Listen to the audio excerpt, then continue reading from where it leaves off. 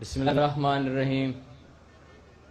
د پښتونخوا ملیان پارټۍ په کوربتوب کې د ټول پښتون قام تر څارنې لاندې د پښتون قامي جرګې په دې تالار کې ناس د پښتونخوا ملیان پارټۍ محبوب چیرمن ملي مشر محمود خان اڅکزی، د پښتونخوا ملیان پارټۍ مرکزی سیکرټري قدرمن نواب صاحب، د پښتون ژغورنې غورځنګ مشر ګران رور منظور احمد پښتین،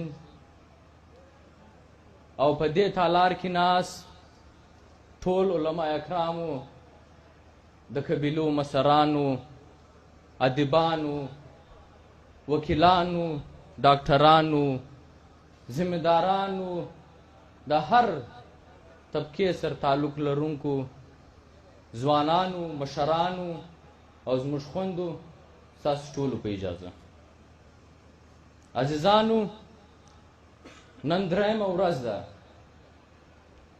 چې دلته د پښتانه قام پر مسایلو د ده پر وسایلو باندې ډېر جامع تقریرونه وسو، تجویزونه وړاندې کړل سو.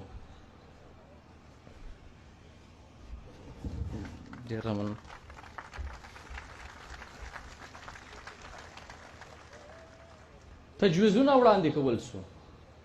د دې جرګې ځانګړتیا دغه ده، د بولانې ونې چې ته چتراله چې کوم پښتون وطن دی، داسې یو ځای نسو پاته چې د هغې نمایندګي به په دې کې نه ایسي وي.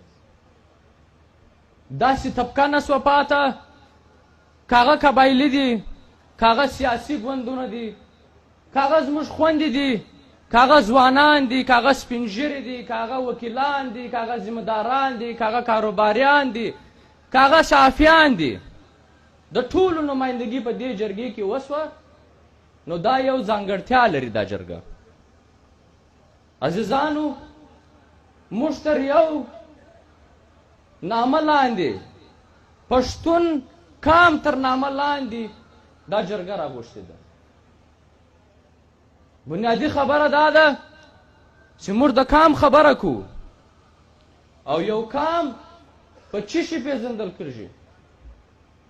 هغه چش دی چې هغه د یو قام پېچان یي. یو قام په خپله جغرافیه پېژندل کېږي، د ده ژبه یي، د ده کلچر دی، د ده دوست دشمن دی، د ده ادب دی. نو زه یې دا سوال کوم چې ستا دا شان نن په کوم حال کې دی؟ تا ول قام سه، تا ول قام سه، بیا به د قام د واک او د اختیار خبره کوې. نن ستا خاوره تقسیم ده،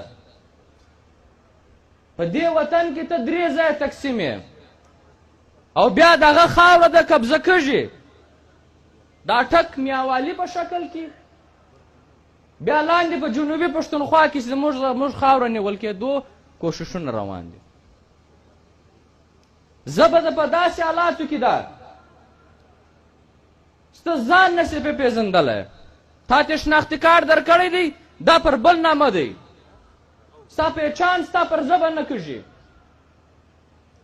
او داسې حالات هم راغلی دي چې اوس هغه سوچه پښتو هم نسو ویلی، نه لیکلی سو.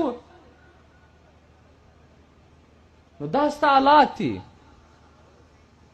بل خوا ته ته د کلچر خبره کوو، موږ ستا کلچر کومه دی؟ په تا کې خو د عربو، په تا کې خو د ایرانیانو، په تا کې خو د پنجابیانو کلچر نه نوتلی دی. ستاسې کوم کلچر دی هغه خو په دې ملک کې د دهشتګردانو یو پېچان پر دې باندې کېږي. دا ستا شمله، دا ستا جامې، دا په دې ریاست کې د یو دهشتګرد پېچان دی. و بله خواته که په کلچر کې موسیقي راځي، که نور داسې شان راځي پر هغه باندې بیا پابندي ده هغه ته نسې کولی هغه ناروا ده خالص ستا دا کلچر ناروا دی که زه د تاریخ خبره وکړم په دې ملک کې د پښتانه کم تاریخ لیکل سوی دی ستا په نصاب کې ستا په آئین کې د پښتانه تاریخ څه دی ته خو یو واشي پر توګه باندې درته منل کېږي تا ته د واشي په نظر درته کتل کېږي د قبضهګر په نظر درته کتل کېږي خو ستا خو تاریخ دلته ستایي نه بیا خبره کو د دوست او د دشمن غه ستا جغرافیه داسې ده ستا وسایل داسې دي ستا دشمن ستا یو دوست نشي پیدا کېدلی ستا به ټول خلک دشمني کوي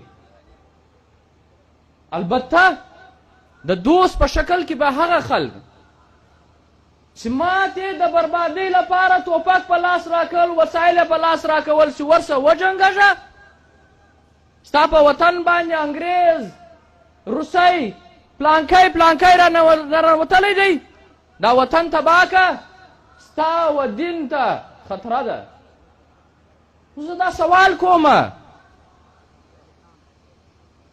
چې نن خو هغه ووتی ته څه لپاره شایې هغه عرب هغه ایرانیان هغه پنجابیان چې ما ته توپک په لاس راکولی نن ما تسلیموي لا نه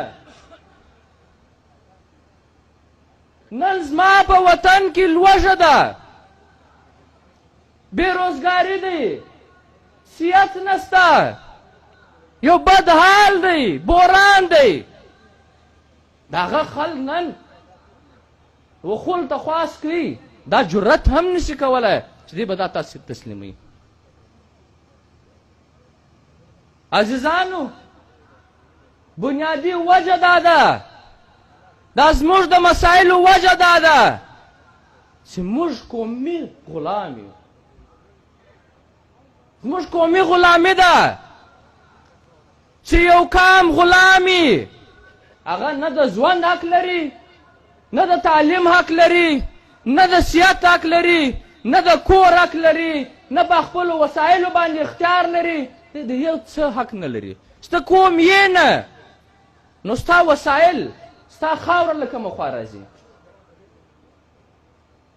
دلته موږ واورېدو ډېرو خلکو خپل په تقریرو کې دا خبره وکړه چې دا له موږ سره څوک کوي دا عمل د موږ سره فرنګي شروع کړي تاسو ته به معلومه وي چې فرنګي د کام پر دغه بنیادي ټکو باندې نن غلام کړی و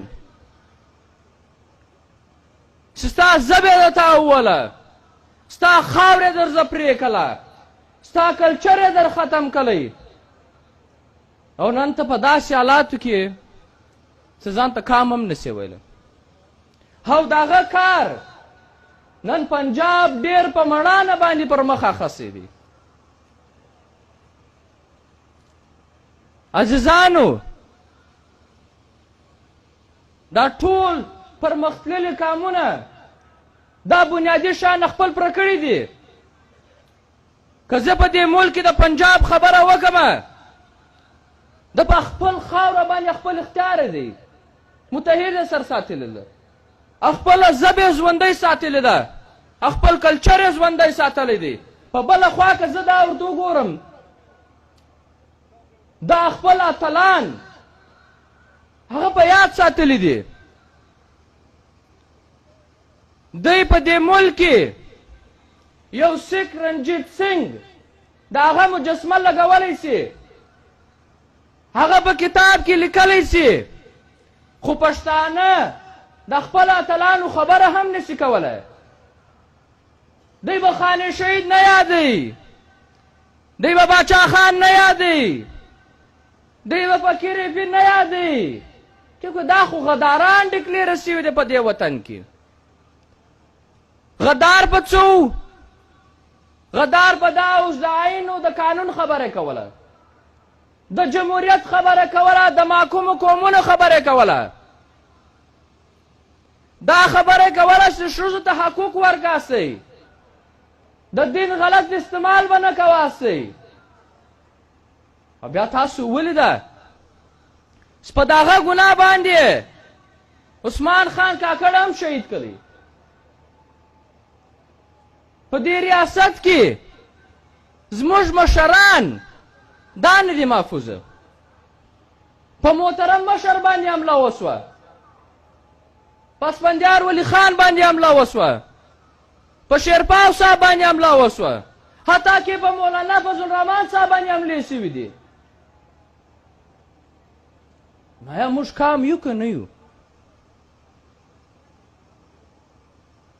د دې هر څه د خلاصون لپاره زموږ ملي تشخص به موږ بحاله کړو. هغه سیالي موږ غواړو.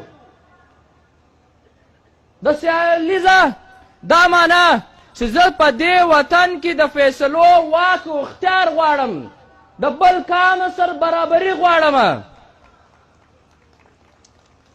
زه خپل مسایل بیا بالکل حل کولی شم.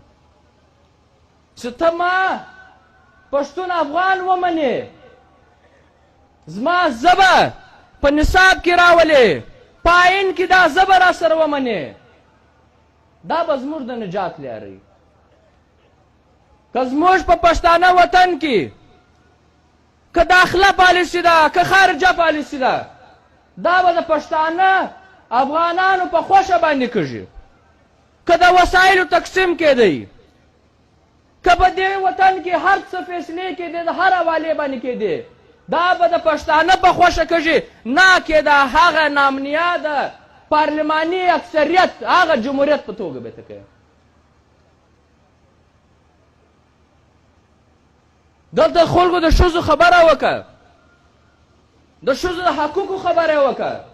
زه یوه خبره خالقي کوم، و ښځو ته د فیصلې د اختیار د برابري حقوق ورکړه، د دې ټولې مسلې دا خپل حل کوي. ته و دې ته خالي دون اختیار ورکړه دا خپله فیصله تا سره د یو نر سره په برابري باندې وکړي، د دې ټولې مسلې حل کېدلی شي. عزیزانو، د پښتانه کام د اتفاق او د اتحاد خبرې کېږي. دا پیغور موږ ته راکول کېږي چې پښتون کام کې اتفاق نشته. دا پښتانه خو اتفاق ښکاره کوي چې بیا پی ټي ایم جوړ سوی. د شهید عثمان خان کاکړ جنازه نه وه، دا د پښتانه یو پاڅون و، د ده یو یووالی و، یو اتفاق ولی چې دومره لویه جنازه دومره لوی خلک سره راټول سو. ځاته د اتفاق کومه نشاني. و بله خواته نن زموږ ټول طبقه، زموږ سیاسیان، قبایلیان، زموږ د هر شعبې خلک نن دلته سره راټول شوي دي. دا خو ما په یو کام کې نه دي سره لیدلي، داسې ما یو کام کې نه دي لیدلي چې دوی به کام داسې سره راټولېږي. نو دا کمی پر کم ځای کې ده. شهید عثمان خان کاکړ په دا یو شي باندې ډېر زور کولی، په آخري وخت کې بیخي په دې باندې هغه کوي چې موږ ته یو نیشنل ایجنډه پکار ده، د پښتانه کام نیشنل ایجنډه. د دې ترتیب به څرنګه وي؟ د دا جرګې اعلامیه به راسي. عزیزانو، پکار دي چې موږ یو پښتون نیشنل کمیشن، پښتون نیشنل کمیټي پر نامه یو اداره جوړ کړو. که بیا د دې جرګوالو یا د پښتنو کام دا اعلامیه خوښه وه، بیا به د هغه اعلامیه راواخلو، د دې منشور به کړو، آئین به جوړ کړو، سکریټریټ به جوړ کړو، چې هغه به همیشه د پښتانه کام په متفقه شیانو باندې یو لایحه‌عمل جوړوي، په هغه به کښېني، مسایل به سره بیانوي، بیا به یو لار راباسي. چې موږ دا نه کوو چې دا ګرده پښتون که څه هر څو دی دا ګرده پر یو ځای سره راټول که په کروڑاو د دې یو فایده موږ سره نشته. نو زه دا خواست کومه باید چې موږ یو پښتون نیشنل یو اداره لرو، د هغې خپل آیین، د هغې خپل منشور، د هغې خپل سکریټریټ، د هغې بعد به موږ د یو بل د اختلاف رای به ساتو، د یو بل سره به بیا الیکشنونه هم کوو، سیاست به هم سره کوو چې د پښتانه کام خبر راتله بیا به موږ په هغه ایجنډو باندې چې کوم دا کمیشن یا چې کومه دا کمیټې تجویز کړي بیا به موږ پر دې باندې دا کام هم او دا مشران به هم سره یو ځای. نو زه ډېر وخت نه اخلم، ستاسو ټولو کور ودان، ډېره مننه.